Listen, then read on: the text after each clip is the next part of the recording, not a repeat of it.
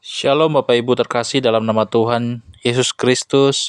Hari ini kita akan mendengarkan seminar dari Romo Eko Wahyu USC, karya Roh Kudus di zaman milenial. Selamat mendengarkan.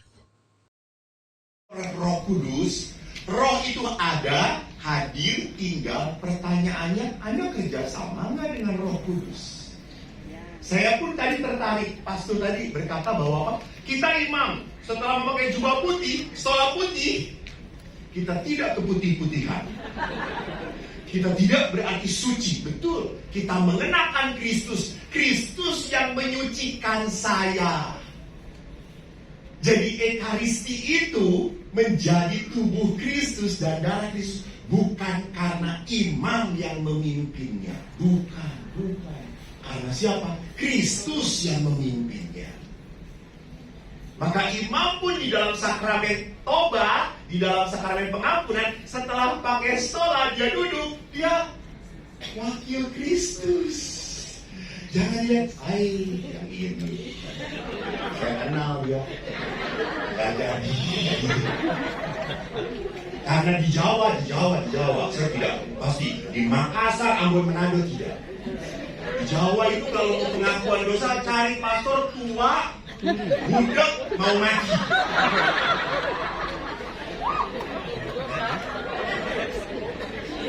Jadi lihat di sini kita lupa menempatkan sakramen sebagai kehadiran Allah dan melihat siapa pasturnya. Dan saya kalau sakramen pengampunan itu saya tidak mau melihat, karena ini bukan konsultasi. Saya selalu membelakangin atau nggak melihat. Saya tidak mau. Dan saya tidak berpikir, ini suara siapa ya? Gak boleh langsung ngeliat, ini siapa ya? Ibu Leli, ya benar. Gak boleh.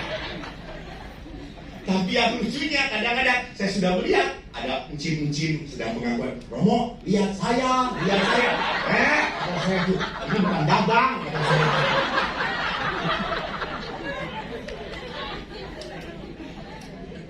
Jadi lihat di sini sakramental, bahwa pembaptisan itu pun berfungsi sakramental, yaitu apa? Sungguh menghadirkan meterai Yesus. Nah, mari kita lihat karakter Roh Kudus. Jadi kita sudah tahu kapan kita diberi Roh Kudus, dan Roh itu karakternya seperti apa. Ada 5 karakter yang dituliskan oleh Thomas Aquinas. Tapi saya hanya membuat 1 saja. Karena jangankan 5, 1 aja masih pening saya. Gak ngerti. Pertama yang menarik adalah apa? Allah adalah Roh. Maka Rasul Paulus mengatakan apa? Sebab Tuhan adalah Roh, dan di mana ada Roh Allah, di situ ada kemerdekaan. Jadi Roh itu yang membuat manusia hidup dalam kemerdekaan. Roh yang hanya memungkinkan kita selamat sampai tujuan. Apa tujuan kehidupan manusia kalau bukan persekutuan kembali dengan Allah? Kita berasal dari Tuhan, diciptakan oleh Tuhan. Dan ingat, kita harus kembali bersekutu dengan Allah. Maka Roh itu lihat, Roh Allah memerdekakan kita dari ketidaktahuan dan dari perbudakan dosa. Seringkali kan kita tidak tahu, misalnya ada orang yang berkata, Romo, terima kasih pada Tuhan, mantu saya ini bayi tabung dan berhasil. Halo, dalam gereja Katolik bayi tabung itu dilarang. Tidak boleh. Nah itu, orang Katolik berkata, karena kebaikan Tuhan. Tidak boleh. Kelahiran di dalam hidup manusia tidak boleh ada campur tangan manusia. Jadi orang itu harus hamil karena apa? Hubungan antara suami dan istri. Suami istri, ya, bukan laki dan perempuan. Suami istri. Nah, kadang-kadang diterjemahkan aneh-aneh. Saya tahu wajah-wajah Anda sudah menyimpang dari roh Allah.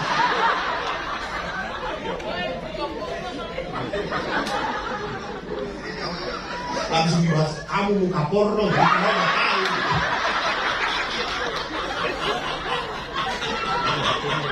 Dari langgur ya. Jadi lihat, tidak ada artifisial di dalam gereja. Maka roh itu apa? Kita tidak tahu diperhatikan. Karena apa? Roh yang membuat kita jadi tahu mana baik dan benar. Ya. Baik dan benar. Apakah semua yang baik selalu benar? Nah, itu ya.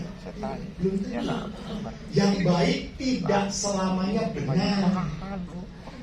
Kita harus tahu mana baik dan benar. Misalnya, saya tahu baik. Saya dalam pelayanan. Lihat saudara saya salah dalam pelayanan. Harus ditegur. Langsung ditegurnya. Kayak ibu itu tidak benar. Salah ini semua. Ya, dia baik, tapi tidak benar. Karena apa? Menyakiti. Maka Roh Kudus itu memerdekakan kita dari ketidaktahuan, supaya kita itu menjadi pribadi yang apa? Bijaksana. Contoh, seorang dokter tahu nih, ibu ini udah tua, lalu kankernya stadium 4. Karena dokter ini mau berkata jujur, ibu stadium 4, kankernya ganas banget. Saya yakin 2 hari lagi mati. Dokter ini salah? Ya nggak salah. Tetapi dia tidak benar. Dia boleh menyampaikan secara bijaksana. Artinya apa? Ibu ini mana yang perlu tahu dan mana yang tidak perlu tahu. Kan dia tidak perlu tahu bahwa kankernya ganas. Kan dia tidak perlu tahu stadiumnya 4. Karena apa? Pengetahuan itu akan membuat dia semakin tidak punya kehilangan semangat hidup. Dia langsung drop. Nah itu. Jadi Roh Kudus berkarya pada kita. Dan yang kedua apa? Mengarahkan hati kita pada hal-hal surgawi, ya. Hal surgawi, bukan hanya hal duniawi. Tuhan, saya ingin sukses. Tuhan, semoga dagangan saya laku. Tuhan, saya janji kalau semua dagangan laku, saya akan kolekte 50.000 rupiah. Tuhan. Ya. Padahal keuntungannya berjuta-juta, kolektor konsisten, pelit banget. Jadi kita seringkali apa? Mencari hal-hal yang membuat kita nyaman di dunia ini. Kita selalu ingin, Tuhan, semoga saya ini diberkati oleh apa? Keluarga yang baik, tidak punya penyakit, usaha kami berjalan lancar, Tuhan. Ya. Kita sering kali lupa meminta kita masuk surga. Kita sering kali hanya meminta apa? Diberkati di dunia. Mungkin Tuhan akan bilang, oke, gua berkati semuanya. Dan besoknya, lu selesai. Nah, mengerti Bapak Ibu? Kata kolektif jangan pelit-pelit. Apa yang ada di saku Anda milik Tuhan. Halo. Dan kita tidak tahu sampai kapan. Saya tidak mau menakut-nakutin, saya tidak menakut-nakutin. Silakan kalau mau duluan dipanggil. Artinya apa? Hati-hati.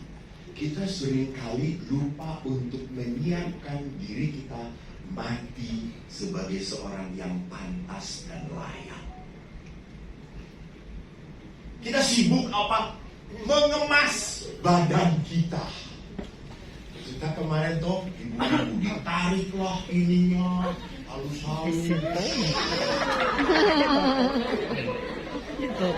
Beberapa ibu tuh saya lihat beberapa kali ditutup lagi. 5 menit pecah-pecah lagi. 10 menit lewer sini-sini. Kayak vampir. Jadi kita sering kali lupa bahwa manusia itu punya raga dan jiwa.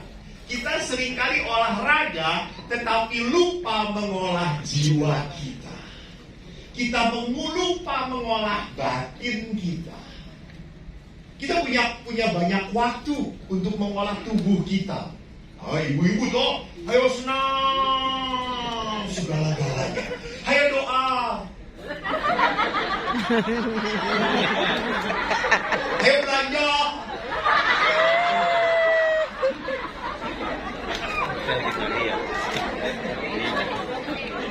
Kabarnya.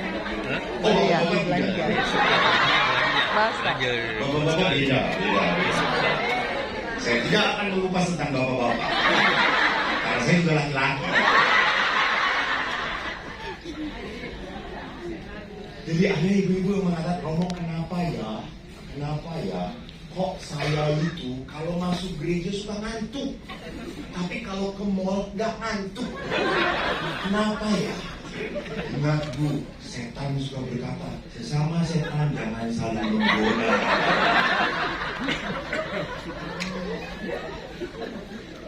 Jadi perhatikan di sini bahwa kita harus sadar panggilan kita itu bukan keselamatan di dunia ini semata, bukan. Tetapi apa? Sampai surga, Untuk apa Anda melayani? Untuk apa Anda berdoa? Bukankah kita ingin mencicipi aroma surgawi? Dan aroma surgawi itu bukan masalah kelak, bukan. Surga itu sifatnya apa? Kekal. Apa itu kekal? Abadi. Apa itu kekal? Apa itu kekal? Abadi. Kekal itu artinya apa? Sekarang Dan selama-lamanya. Jadi mulai dari kapan? Itu dia, tenang, jangan emosi. Ampuni dia Tuhan. Baru benar sekali aja sombong.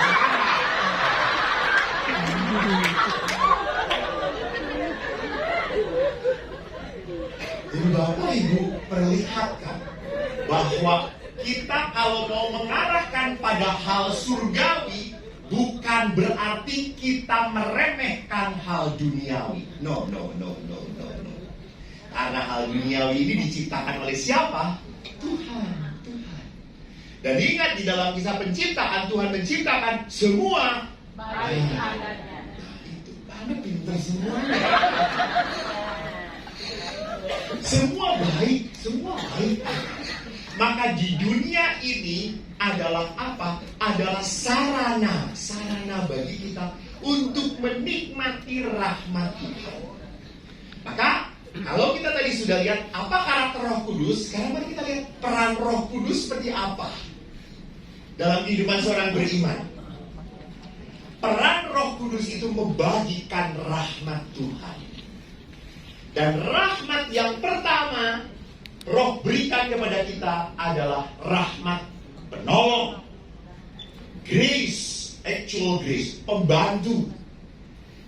Coba perhatikan, ini nanti sore akan saya bahas sedikit, tapi sekarang juga saya kupas, nggak apa-apa. Ingat tidak, sewaktu para rasul hidup dengan Yesus, hidup imannya naik turun. Kadang-kadang semangat, kadang-kadang kehilangan kepercayaan. Ingat waktu ada badai, perahu mereka diterjang badai. Yesus, kenapa kamu tidur? Kamu tidak tahu bahwa kita binasa. Lalu Yesus bangun, oh ini badai. Mereka orang-orang yang terbiasa dengan laut Galilea, danau Galilea, dapat seperti itu penuh ketakutan. Yesus mengajarkan, kamu lupa, kamu bersama aku. Ya, mereka drop.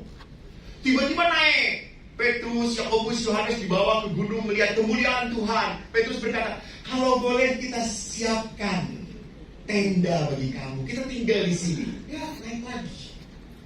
Petrus dengan gagah berani, tidak akan pernah ada yang menyentuh engkau, Guru. Aku siapkan tubuhku. Tiba-tiba waktu di perapian, Yesus ditangkap, wanita, namanya wanita itu selalu nggak pernah bisa diam. Kamu muridnya ya? Bukan. Tetapi pertanyaan saya, apakah pengkhianatan, apakah drop iman terjadi setelah peristiwa Pentakosta? Tidak. Anda baca dalam kitab suci? Ada? Tidak ada. Setelah peristiwa Pentakosta, para murid sungguh-sungguh berani, kehilangan apa? Nyawanya. Maka saya suka kagum. Maaf, boleh saya jujur sedikit. Di paroki saya suka kagum. Yang aktif itu banyak orang-orang karismatik. Mereka itu rela, rela capek, rela bekerja, bahkan dana pun tombok. Mereka rela gak banyak omong dan kegiatan berjalan baik. Saya lihat apa? Orang karismatik. Wow, maaf, ini di Bandung. Saya tidak tahu di Mamuju bagaimana. Jadi kenapa sampai seperti itu? Kenapa sampai seperti itu? Roh itu bukan hanya dinyanyikan. Roh Kudus kau hadir di sini. Roh Kudus apa? I love you. Roh Kudus. Noni. Roh Kudus itu harus betul-betul membakar. Maka Roh Kudus menjadi penolong itu artinya apa? Menerangi akal budi kita dan menguatkan keinginan. Saya tahu dan mau. Nah itu, tahu dan mau. Karena seringkali banyak yang tahu tapi tidak mau. Saya pernah memberi retret ibu-ibu WK. Ibu-ibu semuanya. Ya itu kan kenyataannya, tenang aja. Nanti ada saatnya. Ibu-ibu dipanggil Tuhan. Kan ibu-ibu WK itu saya mengatakan, Bu, mari kita hargai suami kita. Cobalah. Kita sering menuntut suami.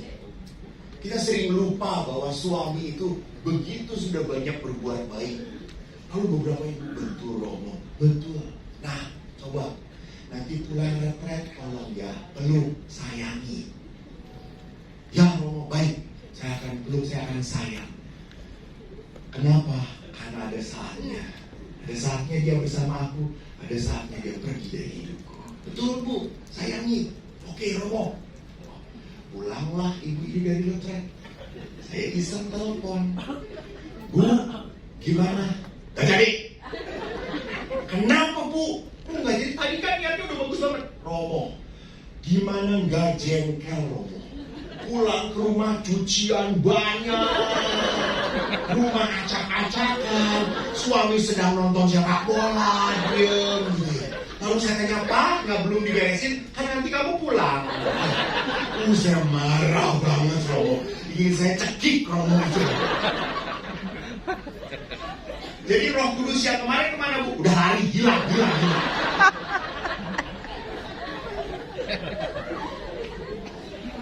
Manusia seringkali di rumah retret terjadi tomat.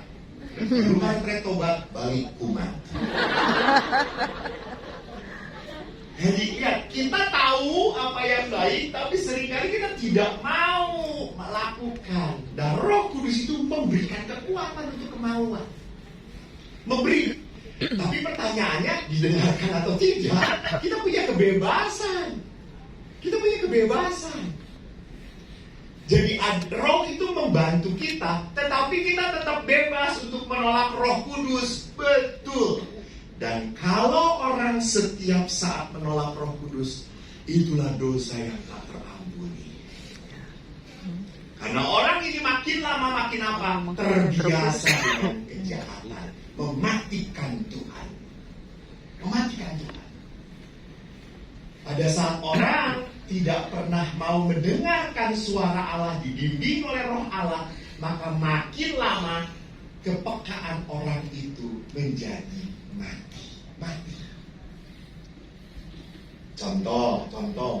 Contoh, nggak nyindir. Ekaristi, Anda tahu Ekaristi? Tahu Ekaristi? Sakramen Ekaristi adalah sakramen paling agung dan mulia dalam gereja. Percaya? Betul? Saya tidak salah. Karena kalau dilihat di dalam 7 sakramen, semua sakramen mengarah pada sakramen Ekaristi. Betul? Di dalam sakramen Ekaristi ada rahmat besar. Betul? Dalam sakramen Ekaristi, mana ada Tuhan bisa disentuh dan disantap oleh kita kalau bukan di dalam sakramen Ekaristi. Begitu dekatnya Allah kepada kita. Pertanyaannya, kadang-kadang ada orang yang ikut sakramen Ekaristi buka handphone. Ada WA. Jawab sebentar. Cerita apa? Dia sedang kemana? Orang ini mematikan roh dalam hidup dia. Saya suka sedih. Sudah cuma 1 jam, yang paling panjang 1 jam setengah. Kenapa tidak tahan itu si kampret diam di dalam? Apakah lebih penting orang itu daripada Tuhan? Malu dong. Sorry saya ngomong itu, malu dong. Tuhan sudah memberkati kita diminta untuk setia duduk saja, nggak rela. Aneh.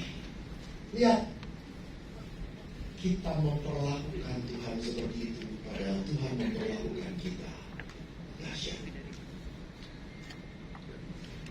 Anda ingat gak? Apakah Tuhan itu bertindak adil pada hidup kita? Adil atau tidak? Adil atau tidak? Hah? Percaya? Ya. Kalau Anda percaya Tuhan adil, Anda hancur hidup Anda. Tuhan gak adil memperlakukan kita. Kalau Tuhan adil, emang berapa banyak ibu berbuat baik pada Tuhan? Berapa banyak Tuhan memberkati ibu? Tuhan memperlakukan kita dengan belas kasih, bukan dengan keadilan. Tuhan gak akan adil pada kita, gak akan. Karena kalau adil kita habis. Coba, percaya atau tidak? Betul atau tidak? Betul. Coba kalau kita punya bayangan, Romo nanti kita di surga ditimbang-timbang loh kebaikan dan kejelekannya. Nah, Uskup Mandaki pun pasti bedak kayak gitu. Pasti. Kita orang lemah, kita mudah jatuh. Saya sekolah di Filipina, tanya Romo Adrian. Orang Filipina kalau ke gereja, rok naik, ini ke bawah. Duduk di depan, ikut-ikuti semuanya. Ya Allah Tuhan Yesus. Kamu sudah menjadi daging.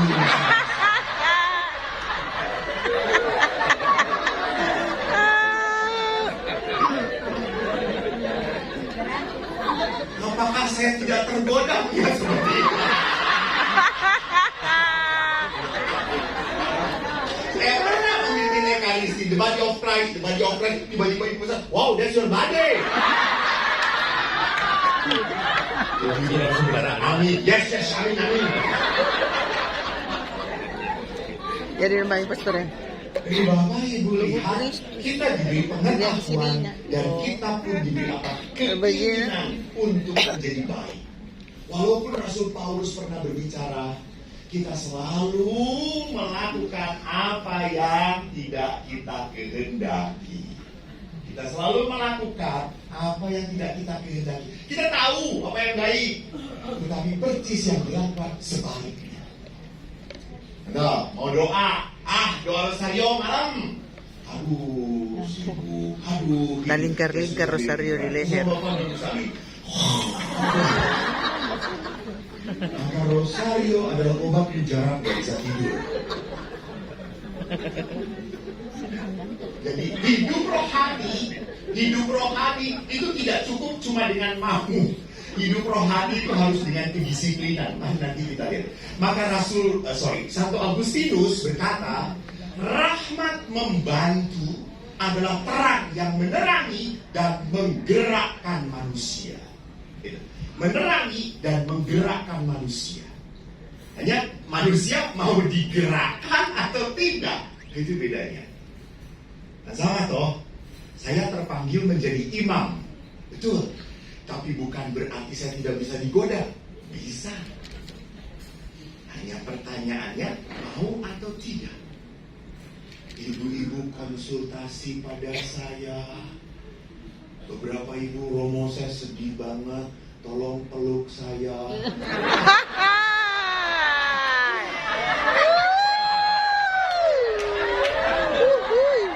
Mau atau tidak? Mau.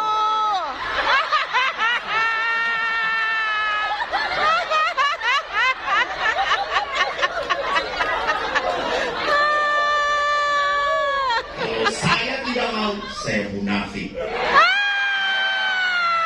Wajar.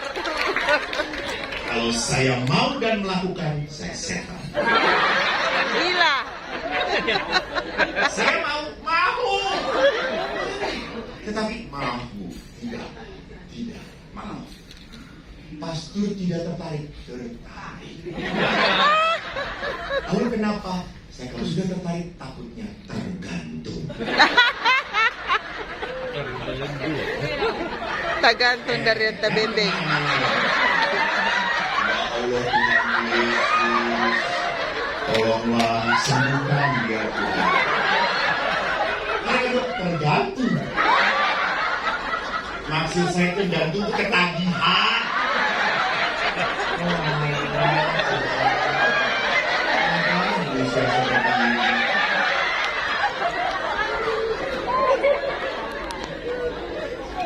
Jadi pertanyaannya adalah, kalau Roh Kudus itu kan memberikan pengetahuan penolong, kita harus selalu mengupgrade pengetahuan iman kita. Mengupgrade. Jadi jangan berpikir kalau sudah dibaptis otomatis saya tahu semua tentang Katolik. Enggak lah.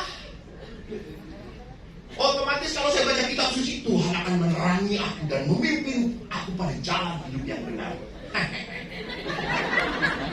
Kadang-kadang Tuhan sedang pelesir, coy. Maka apa yang harus kita lakukan? Kita harus membaca kitab suci atau kehidupan para kudus, buku-buku rohani, mendengarkan khotbah, hidup dalam persekutuan karismatik. Maaf. Kalau persekutuan karismatik namanya kan persekutuan karismatik. Dari namanya sudah jelas toh, karisma. Ada karunia. Kalau kumpul bareng ngomongin orang nggak sih? Enggak ya. Paling-paling ngomongin pastor parokinya ya.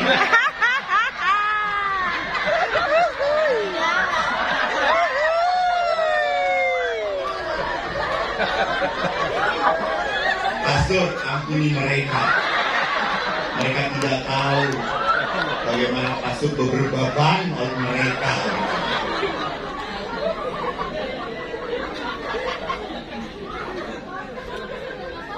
Jadi lihat, kita butuh persekutuan, betul. Kita butuh persekutuan untuk saling apa? Saling menguatkan, bukan saling merusak iman. Saya selalu ngomong, tolonglah berkumpul itu dengan orang-orang yang apa? Yang membawa saya jadi lebih baik. Kalau kumpulnya dengan orang-orang yang terluka, memang umumnya orang-orang terluka akan kumpul dengan orang terluka. Karena kalau ngomongnya selalu sama. Suami gue nyebelin, sama. Udah lu racun belum? Sudah. Sudah nggak mati-mati.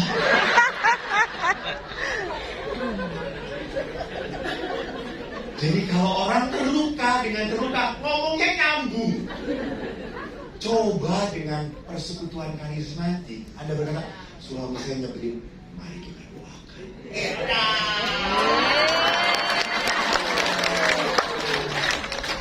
doakan supaya cepat dipanggil Tuhan.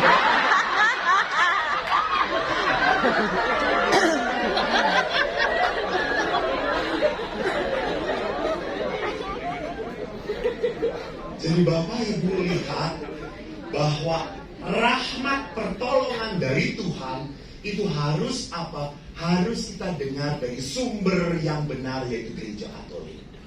Gereja Katolik. Maka saya salah satu imam yang tidak setuju kalau Anda sebagai orang Katolik jajan ke gereja lain.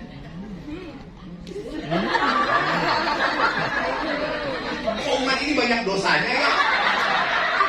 Semua kesalahan itu diaminin.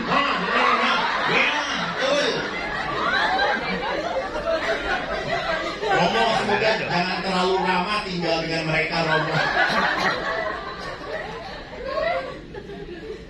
Jadi kenapa Anda mungkin berkata Romo kan sama khotbah mereka kan menjelaskan tentang Yesus. Halo, betul menjelaskan tentang Yesus. Tetapi cara pandang kekatolikan berbeda. Kita punya spesial. Kita punya sesuatu ajaran yang spesial. Kita punya tradisi. Kita punya magisterium gereja. Itu yang kita harus juga dengarkan. Tidak hanya semata-mata kitab suci, dasar iman kita. Maka tadi, rahmat pertolongan itu berarti apa? Orang kalau mau ditolong oleh Roh Kudus harus punya banyak wawasan. Harus punya banyak pengetahuan. Harus banyak memasukkan hal yang baik. Supaya apa? Roh itu makin mudah tumbuh dalam hati kita. Yang kedua, rahmat pengudusan. Rahmat ini kalau tadi rahmat pertolongan, rahmat pembantu, Allah memberikan kita tahu dan mau. Sekarang rahmat pengudusan. Artinya apa? Membersihkan, memurnikan jiwa kita yang sebelumnya ternoda dan kotor oleh dosa, sehingga pada akhirnya jiwa manusia menjadi indah kembali dan berkenan pada Allah. Tadi kan karena roh pertolongan manusia kan jadi tahu dan harus menghendaki hal yang baik dan benar. Tetapi karena kita ini keras kepala, jatuhlah kita di dalam dosa, maka butuh roh pengudusan. Roh pengudusan yang membuat apa? Yang membuat kita layak kembali untuk dipimpin oleh Roh Kudus. Kenapa kok demikian, Romo? Karena roh tidak bisa berdamai dengan dosa. Gak bisa. Kalau Anda hidup dalam dosa, jangan pikir hidup Anda dibimbing oleh Roh Kudus. Oh tidak. Otak Anda pintar, tetapi jiwa Anda sakit. Maka ada orang yang pernah tanya pada saya, marah. Karena apa? Dia prodiakon, tapi punya istri simpanan. Dengan alasan apa? Istri saya sudah tidak bisa melayani saya lagi. Dia sudah sakit, Romo. Apakah Tuhan itu menghadirkan saya untuk menyiksa saya? Tidak, Pak. Tuhan hadir untuk memanggil Bapak.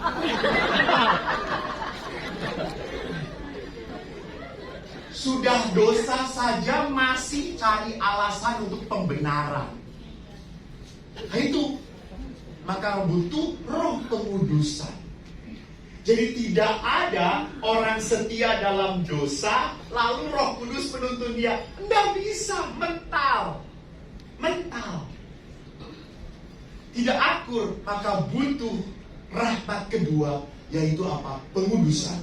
Maka di dalam kitab katekismus dikatakan rahmatku pengudusan membuat kita berkenan pada Allah. Dan kalau kita berkenan pada Allah, maka Allah bisa bekerja lagi dalam diri kita.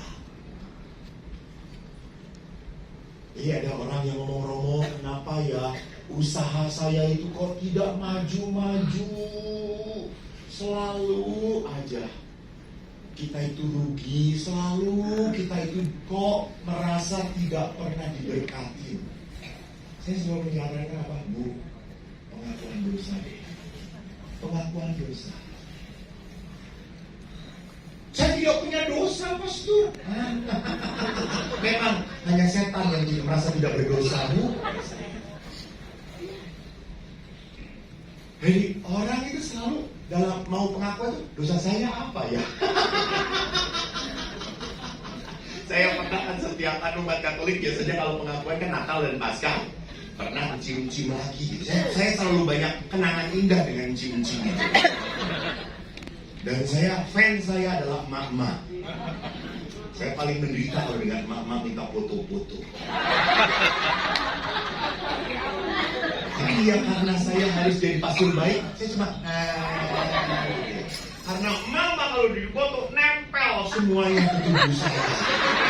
Jadi saya ingin nembok apa?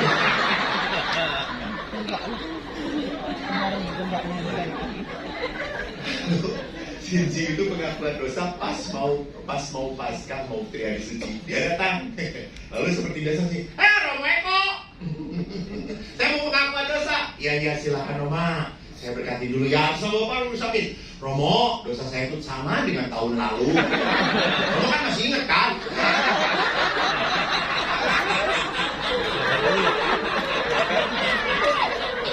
Romo kan masih muda, masih lupa. Mak, yang aku dosa itu banyak. Saya itu. Jadi perhatikan di sini bahwa manusia berdosa karena apa tadi? Tidak konsisten antara kemauan dan pengetahuan. Dia melakukan percis sebaliknya apa yang harus dia lakukan. Maka dia hidup dalam dosa dan membuat apa? Membuat rahmat Allah terhalang. Bukan rahmat Allah tidak ada. Sorry, enggak. Anda berdosa atau tidak, rahmat Allah tercurah pada Anda. Itu dia. Tidak adil Tuhan itu. Tidak adil. Anda tidak pantas pun, tetap Allah memberkati kita. Contoh yang gampang. Ini orang Katolik baik sekali. Jangan tersinggung, ke gereja 15 menit sebelum ke gereja sudah datang rosario. Yang ini Bapak termasuk di dalam.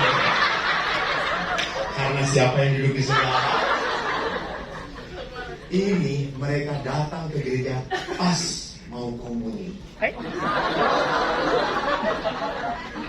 Sedangkan ini persiapan dengan baik. Ya, datang, udah komuni. Terima kasih Tuhan. Oh memang baik. Langsung mereka menyambut komuni dengan tenang. Lalu imam berkata, tubuh Kristus kepada Anda. Dan Anda berkata, aku percaya. Amin. Dengan mereka, tubuh Kristus juga sama. Pertanyaan saya, mereka datang pas waktu komuni. Apakah mereka menyambut tubuh Kristus? Apakah ibu menyambut tubuh Kristus? Kenapa? Jadi sesat gitu. Tidak terlambat, tidak mengaku dosa, tidak kolekte.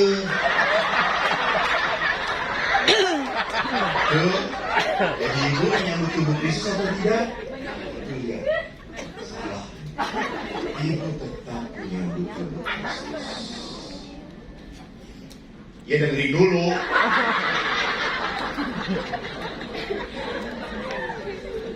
Tetap tubuh Kristus. Tetapi apa yang Anda sambut, apakah akan membuahkan damai, sukacita, kebahagiaan? Itu bedanya. Berkat tetap mengalir. Berkat tetap mengalir. Karena Tuhan memperlakukan kita dengan kerahiman, kemurahan hati. Hanya apa yang terjadi, bahwa Anda punya penghalang. Apa tadi? Dosa. Maka gereja lihat dengan kata lain, rahmat pengudusan itu membuat kita menjadi serupa dengan Kristus dan menjadi sahabat Allah. Maka bagaimana supaya kita tidak kehilangan rahmat kemurahan Tuhan? Halo? Kita hanya bisa lakukan lewat sakramen penyesalan. Jadi sakramen tobat adalah sakramen kemurahan hati Tuhan. Allah memberikan berkat, dan supaya berkat itu nyampai pada kita. Maka halangan-halangan itu harus kita buka. Maka orang yang rajin sakramen tobat, hidupnya akan merasa damai, sukacita, dituntun oleh Roh Kudus. Yang akan semakin peka dengan hal-hal yang tidak baik. Yang hidupnya selalu berusaha untuk menyenangkan Tuhan. Enak nggak ya? Salah nggak ya? Baik nggak ya?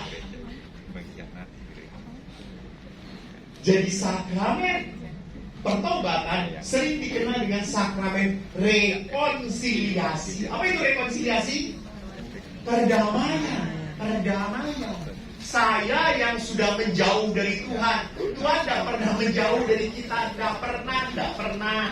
Kita yang jauh dari Tuhan, kita yang lari dari Tuhan.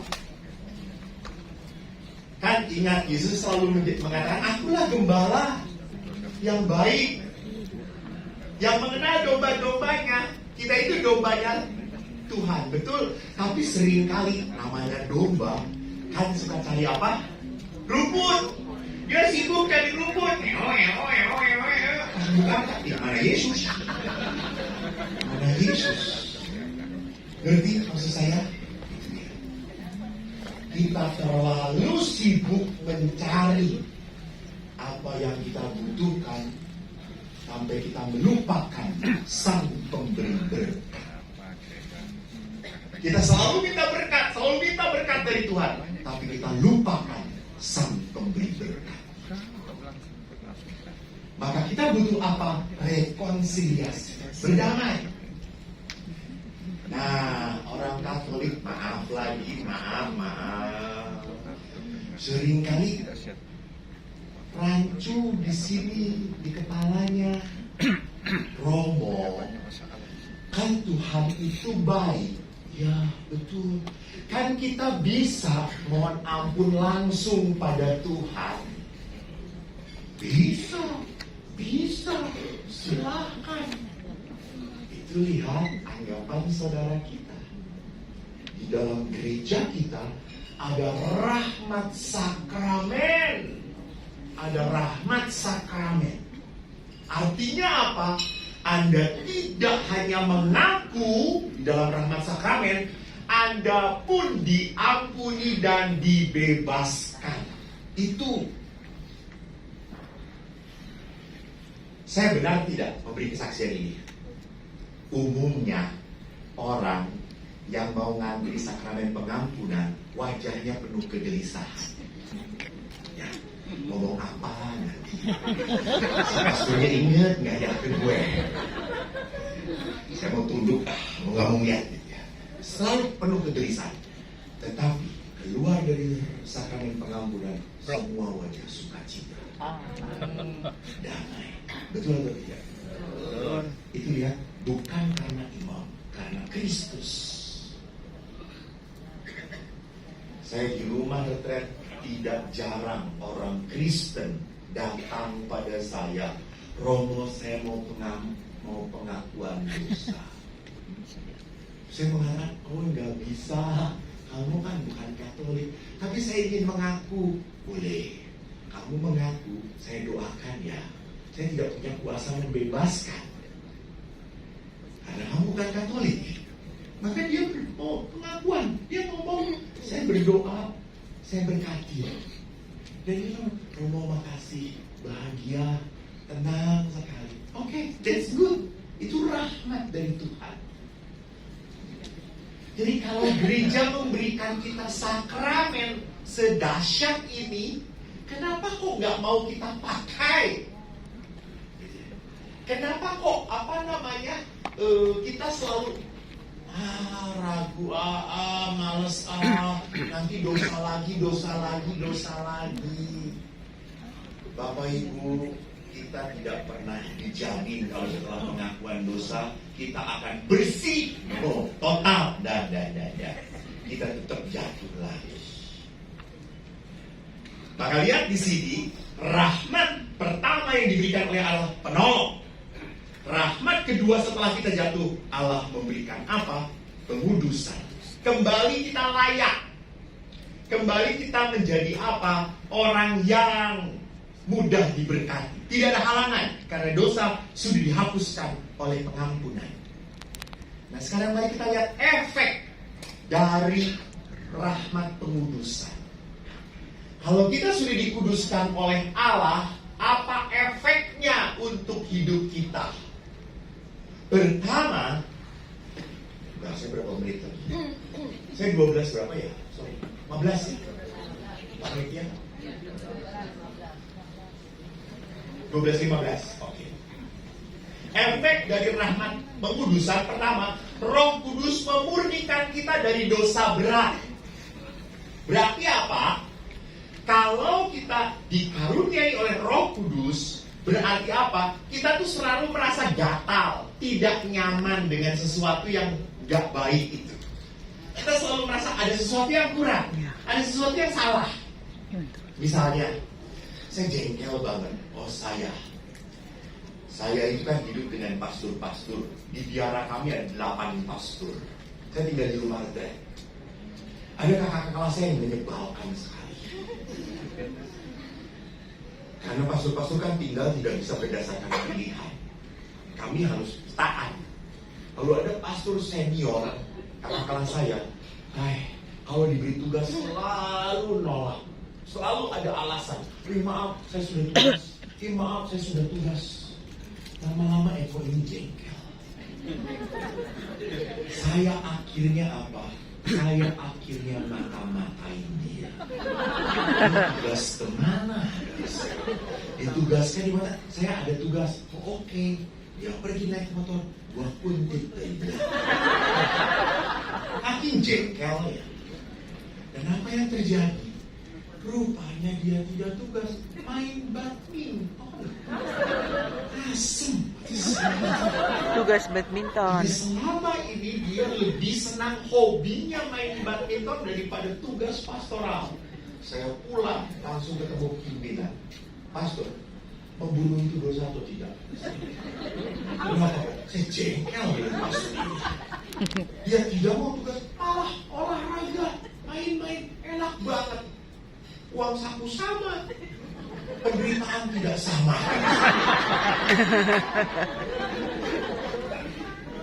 Eko, kita imam harus belajar mengampuni.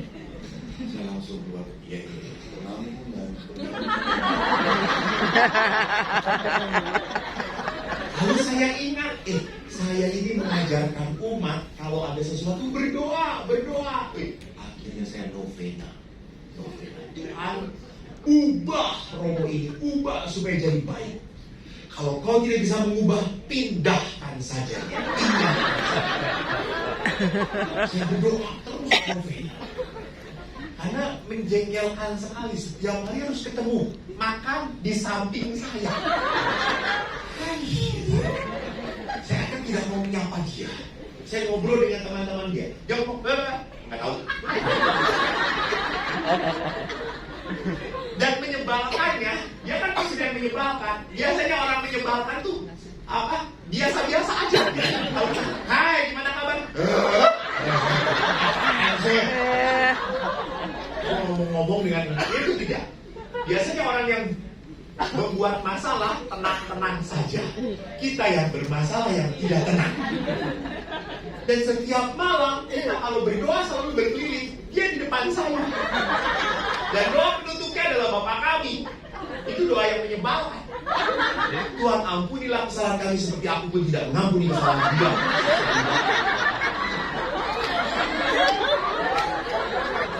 Bisa. Pokoknya Tuhan ubah kalau perlu pindah. Ubah, pindah. Apa yang terjadi?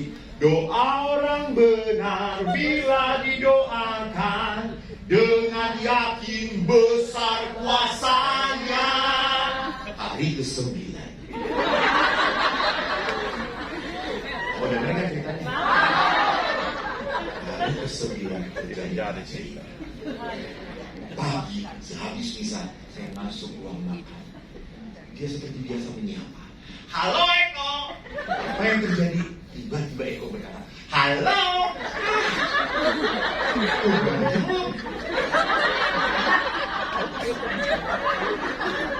Gimana kok? Sehat? Romo sehat? Sip, sehat. Kamu sombong. Sip. Gitu ya. Kita duduk. Tiba-tiba pas duduk, saya malah ngajak ngobrol dia. Gimana kemarin badminton? Bagus kok. Sekali-kali ikut. Ya. Bener kok? Ya. Kamu senang badminton? Iya, senang. Juga senang. Jadi ngobrol. Lalu pagi itu, saya biasa buat kopi. Saya tahu dia cuma buat kopi. Saya, Romo, mau buat kopi? Mau kok. Saya buatkan sekalian. Ya Romo, ya kok, makasih kok. Ada Tuhan. Apakah Tuhan mendengar doa saya? Jangan dengarkan iblis.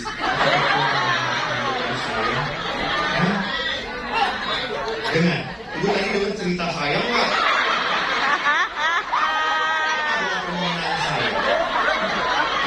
Atau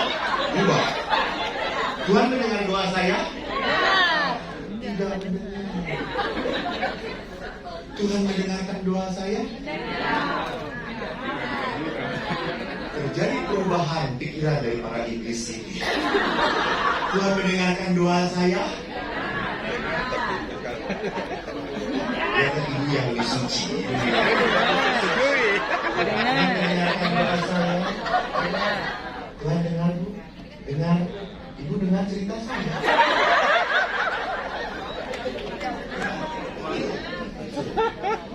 Tuhan mendengar doa saya, tapi tidak mengubah dia. Tuhan mengubah. Ya. Anda senang ya saya yang berubah ya? Apa yang saya katakan? Kalau minta pada Tuhan, jangan mengatur Tuhan. Tuhan tidak bisa diatur. Dan Tuhan tidak suka diatur. Saya baru paling terkenal sebagai imam pencabut nyawa. Mau dicoba? Minimal 3 hari.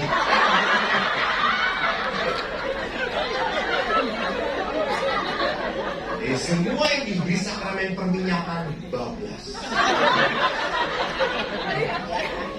Baru ini 3 bulan yang lalu, saya di pasturan. Saya baru pindah lagi ke rumah retret. Saya sebelumnya di paroki.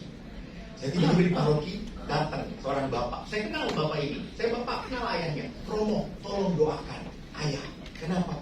Besok mau dioperasi berat, Romo. Tolong doakan. Di mana sekarang? Di Siloam. Tidak jauh dari rumah kami. Oke, baik. Saya datang. Saya datanglah dengan si bapak itu. Si bapak itu dengan istrinya. Saya datang, nongol. Suaminya itu langsung, Romo, makasih ya. Saya minta anak saya supaya panggil Romo. Ya, Bang, siap. Si omanya itu langsung lihat itu. Ngapain?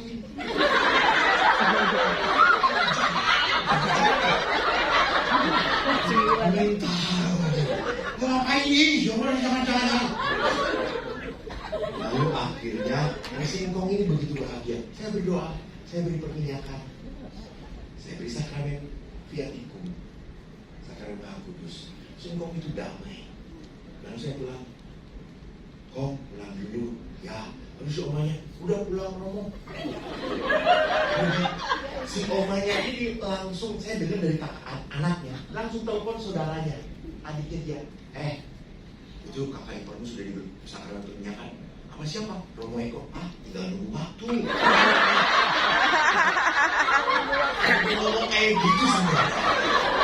Iya, jadi nggak tahu anaknya gitu. Dan saudaraku apa yang terjadi? 4 hari kemudian meninggal. Dan saya datang ke pemakamannya. Saya datang. Itu ibunya, nah ini nih yang udah mati.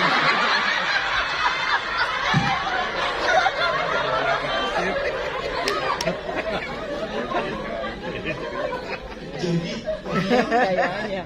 bahwa kalau kita tahu Banyak Roh bahannya, Kudus tahu. itu memurnikan dosa kita, berarti apa? Roh Kudus itu mau menuntun kita, pada apa? Pada kemuliaan Tuhan, pada rencana Tuhan, bukan pada keinginan kita. Itu bukan. Pada rencana Tuhan, pada keinginan kita. Maka Roh Allah itu memurnikan kita dari dosa berat. Roh itu mengingatkan kita. Itu efek dari Roh Kudus. Yang kedua adalah apa? Kita karena kehadiran Roh Allah, disucikan oleh Roh Allah, maka kita menjadi bait Allah. Demikianlah seminar dari Romo Eko Wahyu USC, karya Roh Kudus di zaman milenial. Tuhan memberkati kita semua. Amin.